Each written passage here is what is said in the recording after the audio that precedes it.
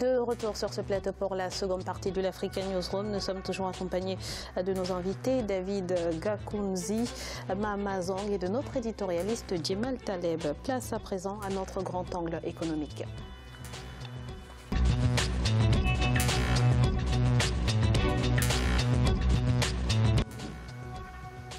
Lors du 29e sommet de l'Union africaine à Addis Abeba, le président rwandais Paul Kagame a rendu un rapport explorant des pistes d'autofinancement pour l'institution panafricaine qui reste à 80% dépendante des aides étrangères. À quelques jours de l'ouverture des travaux de la 30e session ordinaire, l'heure est aux tractations en vue d'accélérer le mécanisme. Je vous propose de regarder ensemble ce sujet de Corinne Kamsefehem. On en parle juste après. Dans sa quête d'une véritable souveraineté financière et politique, l'Union africaine a adopté en 2015 le principe de retenue d'une taxe de 0,2% sur certaines importations dans les États membres. À quelques jours de la 30e session ordinaire de l'Assemblée générale des chefs d'État et de gouvernement, le bilan est mitigé. Une quinzaine de pays sur les 55 que compte l'institution continentale sont favorables au versement de la taxe pour renforcer les ressources propres de l'organisation. Cette formule devrait pourtant rapporter 1,2 milliard de dollars annuellement à l'Union africaine. Il y a des sanctions pour les pays qui refusent de s'acquitter financièrement de leurs cotisations. Premièrement, les pays qui ne payent pas leurs cotisations par le biais de la redevance, là, la première chose qui peut leur être faite, d'après l'acte constitutif, c'est de leur retirer leur droit de parole au sein de l'Union africaine. Deuxièmement, si ça continue, il y a possibilité de leur refuser le droit de vote au sein de l'Union africaine. Et enfin, troisième et dernière étape, qui en général est celle qu'on évite le plus, c'est qu'ils soient suspendus de tout et même expulsés de l'Union africaine. Avant cette réforme, pour son financement, l'Union africaine dépendait à 80% des donations étrangères avec un impact perceptible sur son efficacité. Il me semble que il n'y a pas que la taxe. Là, il y a également la taxe sur les aéroports, sur les billets d'avion qui avait été retenue et qui semblait quelque chose de plus facile à mettre sur pied. C'est-à-dire que les caisses de l'Union africaine seraient financées directement à partir des collectes qui sont prises sur les billets et sur les entrées dans l'espace africain. Et ainsi, l'Union africaine aurait de l'argent chaque mois au moins qui viendrait de ces financements-là. Au cours d'une réunion entre Paul Kagame, qui dirige les réformes institutionnelles de l'Union africaine, et le président de la Commission de l'Union africaine, Moussa Faki Mahamat, il y a une semaine à Kigali, il a été donné de constater qu'à ce jour, les États membres n'ont pu verser que 21,5 millions de dollars. Un fonds qui a permis de financer certaines activités de prévention et de médiation des conflits.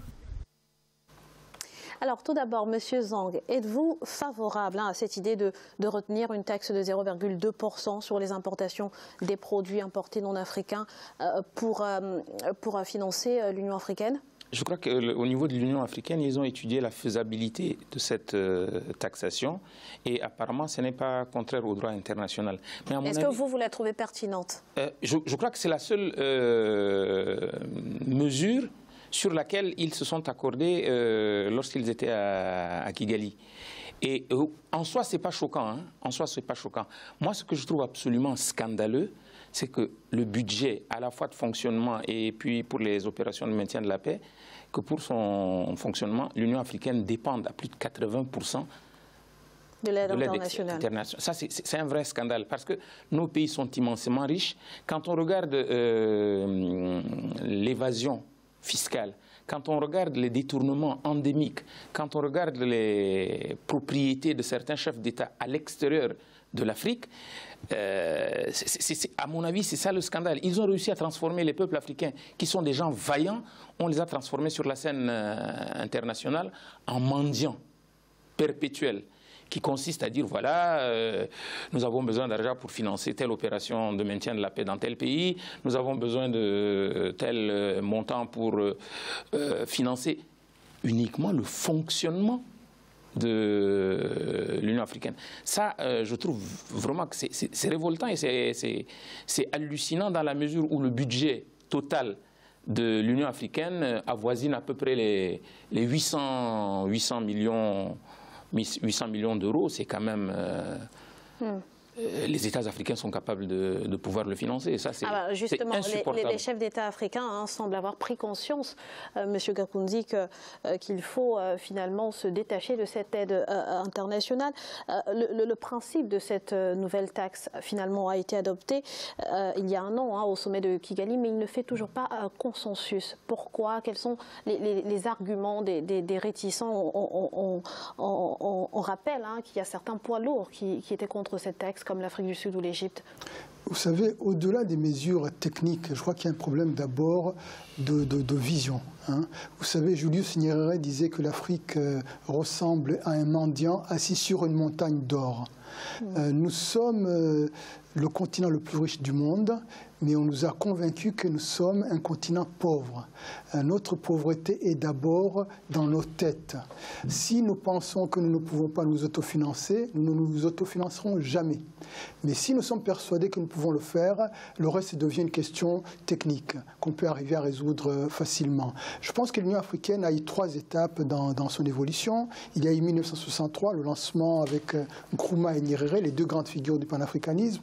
Ensuite, il y a eu 2002 avec la transformation de l'OIUA en Union africaine et l'affirmation de l'Union africaine comme un instrument pour la paix sur le continent, et le NEPAD, la question économique, l'intégration.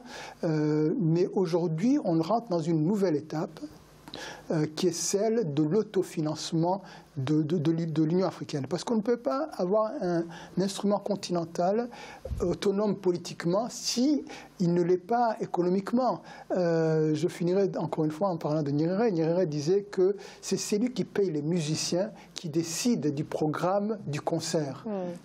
Celui qui paye décide. Et celui qui décide, il paye. Je suis aussi parfaitement d'accord sur ce que vous dites, Serigne Nyerere. Je vous remercie absolument de me le réveiller parce que mon enfance a été bercée par les belles choses racontées tout le temps par le juge Nyerere. Voilà un grand homme africain et un grand homme d'État africain. Mais une partie de votre question, pour moi, est encore plus importante. Quand vous paraphrasez Nyerere qui dit « nous sommes des mendiants assis sur une mine d'or », mais on n'en a pas conscience. Et on a conscience de rien. Et on a tellement conscience de rien que nous faisons partie de ceux qui ne comprennent jamais ce qui est bon pour nous. Nous sommes probablement le seul peuple au monde fier de parler la langue des autres, fier d'avoir les monnaies des autres, fier d'aimer les cultures des autres et probablement fier de faire fonctionner ces institutions par les autres. Même quand nous organisons des élections chez nous, c'est payé par les autres. C'est compliqué de dire après que nous sommes sérieux et que nous nous prenons au sérieux. Ça, c'est une difficulté, ce n'est pas une critique. On se critique nous-mêmes. D'ailleurs, on n'aime pas beaucoup faire ça. Après, la réforme de l'Union africaine, oui, il faut la faire, mais enfin, il faudrait aussi un tout petit peu définir, rafraîchir les objectifs de l'Union africaine, lui donner de nouvelles missions, élargir sa base et faire en sorte qu'elle ne soit pas tout simplement un instrument à musique et un syndicat de chefs d'État. C'est aussi la réflexion. Je fais tellement confiance au président Kagame pour donner des idées nouvelles parce qu'il a des idées, il en a tous les jours. Des idées pour financer l'Union africaine, ce n'est pas moi qui vais les donner du haut de mon plateau d'Africa numéro 1, ça se fait, ils le font. Africa 24. Africa, pardon, 24, qu'est-ce que j'ai dit? Africa numéro 1. Vous avez cité une autre radio. C'est une radio sympathique qui nous est proche. Et donc, moi, c'est mon plateau d'Africa 24 qui veut le dire. La difficulté que nous avons, c'est que si on veut vraiment financer la taxe des billets d'avion qui a été évoquée est une bonne chose. La taxe, les transactions commerciales entre nos États, c'est possible. Forcément, vous allez toujours pénaliser les uns et les autres. Et puis, pardon, quand les États aujourd'hui eux-mêmes ne payent pas leurs cotisations, ne se soucient pas de ce qu'ils vont faire, et quand demain nous allons demander une mission d'intervention ou une force d'interposition dans tel ou quel État, nous allons faire appel toujours au même, l'Union européenne.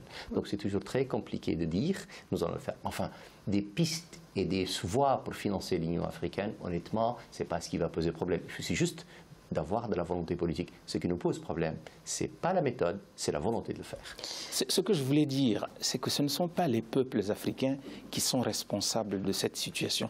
Il y a un certain nombre de chefs d'État qui se comportent dans leur propre pays comme des prédateurs, qui pillent systématiquement les ressources de leur pays, qui construisent des fortunes colossales hors de nos États et qui ont une responsabilité écrasante dans la situation de marasme que vivent les gens.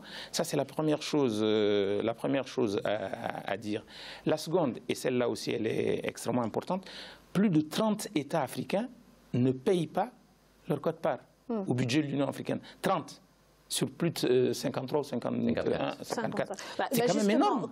Comment on peut s'autofinancer et on ne paye même pas sa quote-part? C'est pas sérieux de la part des chefs d'État. Parce qu'actuellement, on l'a entendu dans le reportage, les États membres n'ont versé que 29,5 millions de dollars contre 1,2 milliard attendu.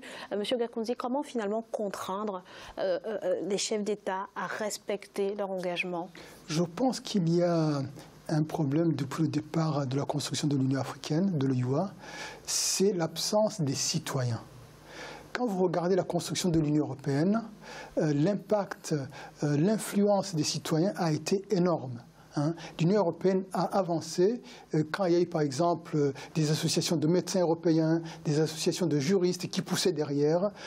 Et je pense qu'au niveau de l'Union africaine, il faut qu'on arrive à faire en sorte que les citoyens se saisissent de cette idée de l'Union africaine, de l'unité africaine. Que l'unité africaine ne soit pas seulement une construction d'en haut, mais que les intellectuels se rencontrent, prennent l'initiative, que les gens de la culture prennent l'initiative, qu'on arrive à affirmer l'unité africaine comme une nécessité citoyenne.